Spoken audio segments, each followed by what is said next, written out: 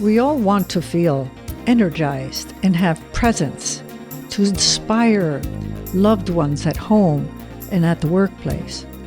But Kvon Tucker almost burned out after working for Google, Amazon, and Netflix. So he decided to help other leaders to know their purpose and to feel healthy by starting his company consciously.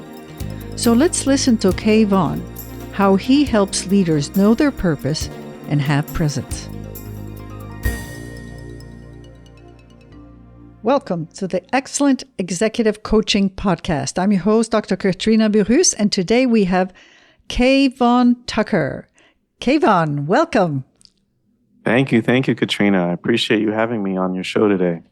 Well, okay, Kvon, you've had a lot of experience before starting your own business at Amazon, Netflix, and Google. So tell us a little bit about the lessons you learned about leadership coaching Fortune 500 executives at these different companies. And what's your experience? Yeah, thank you for that question. A big lesson learned from my time working at these wonderful companies making huge impact in the world is what led me to decide to actually found my business consciously. And that is that there is a crisis, if you will, of conscious leadership. What I noticed and observed was one is like people are amazing at these places, super intelligent, high performers, and they show up without clear intent. They show up without really understanding who they are and the impact that they want to make on the world and through these organizations that they support. And that has some challenging effects that lowers individual leadership performance and effectiveness, which is why I decided to build this business, because I realized through research and through my own practice as a coach that leaders are more effective when they lead on purpose. They are more fulfilled when they lead consciously. So there's a lot of lessons learned, but that's a big one that led me down this path that I'm on now. So in other words, what you're saying is that the people that are very intelligent, very accomplished in a lot of ways at these different companies, Amazon, Netflix, and Google, what they don't know is what is their purpose and how they're going to enact it in these companies. Is that what you're saying? Yeah, that is a big gap. It's a big gap at the highest levels. People, know a lot about their technical backgrounds. They know a lot about how to do their jobs well from a technical standpoint. But when you think about leadership and you think about the bigger picture, a lot of leaders at these places and in other places as well really lack vision for their leadership, their life, and how that vision or purpose overlaps with the organization that they support. So in other words, at the top leadership level at these different companies, they don't trickle down the mission they have. Yeah, you could say that. Or that mission that the organization has becomes every individual's own purpose. And that's fine to have overlap, but you don't want an organization's mission or purpose to completely overlap your own individual purpose. That's when people end up getting lost in organizations and end up identifying themselves and their success with the success of an organization. So when things don't go well in these organizations, then people end up feeling kind of destroyed by the lack of performance in organizations. So what I support leaders to do is to have their own mission, vision, purpose as a leader, and then find ways to integrate that purpose into the organization so that they thrive as well as the organization. Yes, that's a very good clarification. Mm-hmm. So what practical presence and practical tips at the C-suite level do you suggest to develop presence? Yeah, presence is really big and really important. People talk about executive presence as if it's something very specific, but I believe that every individual has their own way of expressing their own presence. And one of the ways in which you do that, and what I help my leaders to do, is to really get present in their own bodies. And this is a channel for emotional intelligence. It's a channel for compassion. But when you can really get clear on what you are feeling, what energy, what emotions are coming up, when you're centered on your own experience, you begin to develop this thing that people call presence or even executive presence. You're centered, clear, and calm. So, one, just helping leaders to get present to what they're experiencing helps. Practical tips around that, some things I suggest people to do is different, what I call contemplative practices. And one of the things that I ask all of my clients to do is to develop a contemplative practice. A contemplative practice could be walking daily, could be writing daily. So consistency is really important. It could be meditating, it could be running, it could be swimming, but something that gets you out of your head and into your body on a consistent basis is really helpful when it comes to developing presence. And when I say these things, I don't mean, okay, go run, put your headphones in and completely turn yourself off from your body. I mean, go run without any music, just to get in tune, just to feel what your body's feeling, to feel the energy and emotion running through your body as you're moving your body. These are things that anybody can do, mostly cost-free ways to develop leadership presence. So it's really knowing at all times what your body's feeling or the emotions you're feeling, so that, let's say, if you want to give a speech and enact and be convincing, you are always in tune with your own feelings. Yeah. And so to break it down a little bit, what often happens that leads people away from being experienced as a present leader is when you're doing something like public speaking, like most human beings, you get nervous, right? And the nerves is really fear. When you're not aware that you are now acting out of fear, that's when you begin to turn people off.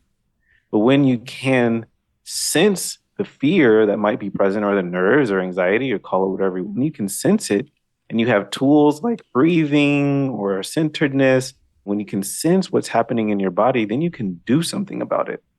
Right? And when you can come back to yourself after sensing the emotions in your body, get clear, use your tools to become more present, then you are experienced as a more present leader. You are experienced as having presence. And how do you help people, coming back to our previous question, how do you help leaders get a sense of purpose in themselves? Well, one of the things that I ask all of my clients to have is a leadership purpose statement. This is one of the foundational tools to coaching at Consciously and coaching with me, especially. If they already have one, that's great. One of the things that I'll ask them to do is for us to really get a sense of where this purpose or how this purpose shows up for them in their bodies. Like, what's the energy of this purpose? But if they don't have one, then we will craft one together. And I do that, and I help leaders do that through a number of exercises, like surfacing values, things that are important to them, beginning to craft something. I'll give them maybe a template or a guide to begin to put words together that point them in the direction of their leadership purpose. But that is probably one of the most important and powerful tools when it comes to helping leaders really begin to walk in purpose and lead consciously. So how did you get your purpose, and what is your purpose? Yeah, thank you. I got my very first version of my purpose in coaching training. I went through a coaching training where they gave the coaches these tools in terms of helping the coaches figure out what their purpose is so that they can then help their clients do the same. And that's really what turned me on to this work, because I realized how powerful this purpose statement could be and how powerful it was for me. It's so powerful that it led me to create the business that I'm running today. My purpose today is a version of I am here to usher in the conscious co-creation of a new earth. And that's what Consciously is also centered on. What I want leaders who work with me to be thinking about is the world or the earth of the future, the world that they want to see. And I and the coaches at Consciously are working with them, supporting them to co-create that new world for ourselves. And I believe that when we do this, when you're consciously co-creating, you will lead yourself and the people around you and the planet towards a more positive place. And that is why this kind of coaching is so important. I firmly believe that when people are aware and conscious of their decisions, they create more positive outcomes for everyone. So what is your statement for yourself? Yes, I am an usher for the conscious co-creation of a new earth. Okay. Thank you. Yes. And so what tips do you have, which you mentioned, but templates that help leaders find their purpose? Because your purpose is very bold, huh? Yeah, the template could be, so I often offer folks to start with the impact that they want to make. And that can be the beginning of the sentence or the end of the sentence, either way. But having the impact or starting with using those words, what impact do you want to make on the world? Or what impact do you want to make on the people around you? Either one is a fine starting place. And I find that people often find it easier to start with the impact they want to make on the people around them, which is, I think, beautiful. So it could be an emotion like I want to make people feel safe, or I want to make people feel loved, or I want to make people feel inspired, whatever it happens to be. Being clear on the impact that you want to have on others is really important. And then often you can add in like a metaphor to help bring the purpose statement to life. So my metaphor is usher. I see myself as an usher in this world. I see myself as someone who supports others along this journey of conscious co-creation. But metaphors could be inanimate objects. It could be a waterfall. It could be a tree. It could be a flower. It really could be anything. But having some meaningful metaphor, something that means something to you to help bring your purpose to life is something that I also have found has been really, really helpful. Yes, yes. So starting with impact, throw in a metaphor, and you have the beginnings of a powerful purpose statement. Wonderful. And this powerful statement transpires in their leadership style because you're inspiring others to have a bigger purpose, really. Absolutely. Absolutely. And this is what makes this work so important, because it's also a way to call yourself forward, right? When leaders begin to get really clear about what's most important to them, you begin to see them expand beyond their normal day jobs, right? And this comes back to the conversation we were having earlier. When people get really clear on what's important to them, it's not just about how I show up at work. It's about how I show up with my family. It's about how I show up in my community. So the best leadership purpose statements span across all aspects of your life. I believe we are leaders of our lives, not just leaders at work. And I encourage my clients to begin seeing themselves in this way. So you expand beyond maybe traditional definitions of what leadership is. And you mentioned at Google, Netflix, and Amazon that many bright people that work there don't have a purpose. What do you think are the consequences of not having a purpose and working as hard as they do? Yeah, you know what? I want to adjust that because I don't want to say that people don't have purpose. I firmly believe that people do. They just aren't always aware of what that is. And so a large part of my work is beginning to surface that and bring it from the unconscious to the conscious. So I believe that people have purpose in these organizations. They just might not be doing it on purpose, or they might not be on purpose all the time. But some of the downsides of not having clear purpose are some of the things that we see happening today. Rampant burnout, emotional exhaustion, overwhelm. These are things that happen when people extend themselves beyond what is actually energizing and fulfilling for them. So when you spend your days doing work that isn't meaningful to you, it's really easy to burn yourself out, to get to a place where you no longer have it for the job that you've been asked to do. So have you had a personal experience that you've worked so hard that... Yeah, this is what led me in large part to this work. Now, when I discovered coaching and went through coaching training and found purpose, I was coming out of a really bad place. I was coming out of a place where I was depressed. I now understand that my depression was a reflection of lack of meaning and connection to how I was spending most of my days. You know, I was really happy with my relationship at home with my now wife, but everything outside of that, it didn't have the meaning and connection. I was working, I want to say like 10, 12-hour days, doing work that didn't mean a lot to me at that time. I mean, so it was through coaching that I began to find my own purpose and then begin to shift myself and my career and my days towards doing work that was much more meaningful and purposeful for me. And that's transformed my life in countless ways, mainly with how I feel about myself and how I walk this planet with the energy and presence and love and joy that I have today, which is not where I was at all 7 years ago. Well, that's a great example of how coaching can be very helpful. Yeah. So did you get coached at your companies, or was it really because you were interested in coaching and you went to school? It was because I was searching. I was kind of desperate at this time. And I had a mentor who was working in leadership development who suggested, like, hey, Kvon, the way that you facilitate is very coach-like. Have you tried that? And I didn't know anything about it. So I signed up for this coaching training class and then walked out feeling like I had found my purpose. I now know that my purpose is bigger than coaching. Coaching is a tool that facilitates me feeling on purpose, but it's not my full purpose. My purpose is, earlier what I shared with you. But coaching kind of found me. And it's in this work where I found tremendous amount of purpose and fulfillment. Wonderful. And tell us a little bit about your company. Now you're being motivated to start your own company. What is different about your own company, as you mentioned before we started this recording? Yes. What I see that we're doing different, I got to give a little background if I can. This company is founded by my wife and I. And my wife is a licensed clinical social worker, therapist by practice.